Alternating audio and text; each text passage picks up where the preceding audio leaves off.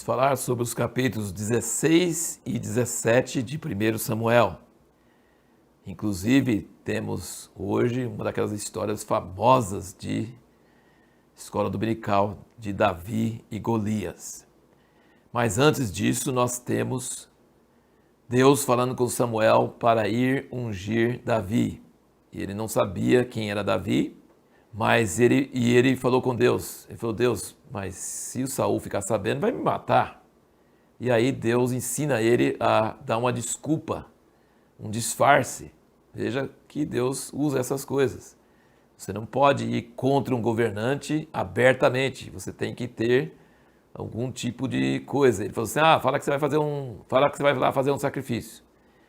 E aí ele foi lá em Belém, a cidade de Davi, e Jessé chamou os filhos. Ele tinha 8, ele chamou 7. Falou: não precisa chamar o 8º, está lá pastoreando ovelhas, deixa ele lá. E quando o primeiro filho aparece, Samuel pensa: esse deve ser o que Deus escolheu. E Deus fala assim: não.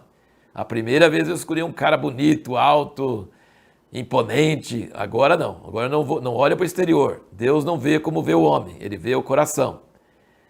E aí vai passando um por um e Samuel, Deus não fala que nenhum. Ele fala: acabou os 7, não tem mais filho não? Tem um último que ficou lá com o rebanho. Aí chama Davi e Deus fala: é ele.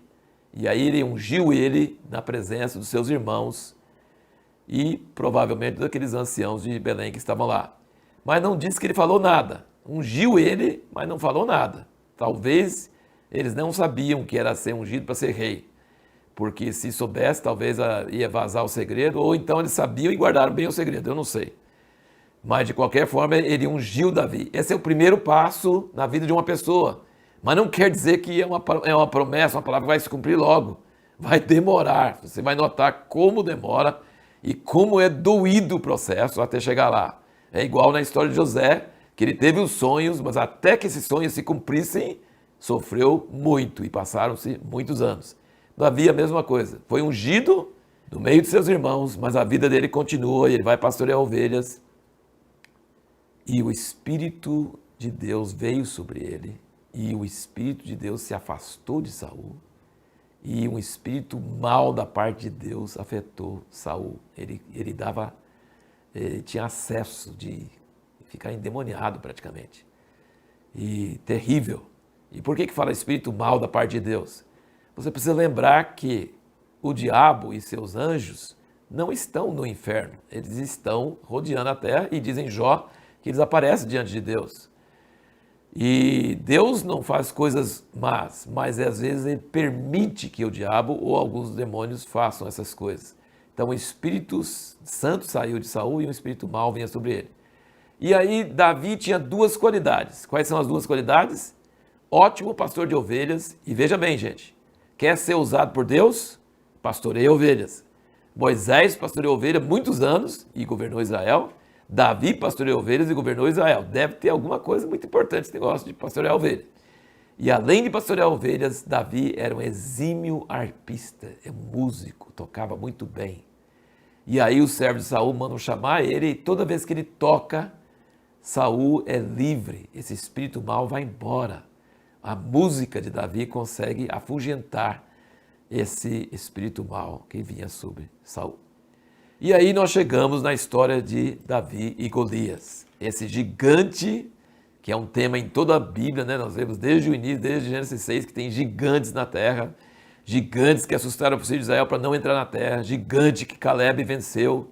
E agora tem um gigante chamado Golias, que desafia os exércitos do Senhor. E Davi ainda é um moleque desprezado por seus irmãos. O seu irmão fala com ele aqui nessa passagem, você vê, ele fala com ele coisa tipo de irmão. O que você vê aqui? Está curioso? Quer ver o que os grandes estão fazendo? E ele conversando com as pessoas sobre o que o rei tinha prometido para aquele que matasse o gigante. E aí nós queremos responder essa pergunta que nós fizemos no último vídeo. Qual é o fator principal que transforma uma pessoa, que capacita uma pessoa para que ela faça uma proeza, um milagre em nome de Deus, em defesa de Deus e do seu povo? É um amor apaixonado pela honra de Deus, é uma confiança e uma fé em Deus Isso Jonatas teve e teve aquela vitória. Ele e os seus escudeiros subindo sozinhos contra o exército inteiro e Deus fez tremer o arraial e deu uma vitória tremenda para eles. E Davi tentou pôr a armadura de Saul, não funcionava, não era nada disso, não tinha costume disso.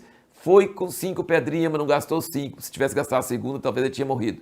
A primeira pedra. Ele falou assim, você vem contra mim com toda a sua força, toda a sua coisa, todas as suas capacidades naturais, eu venho em ti em nome do Senhor dos Exércitos, que você envergonhou, que você desafiou.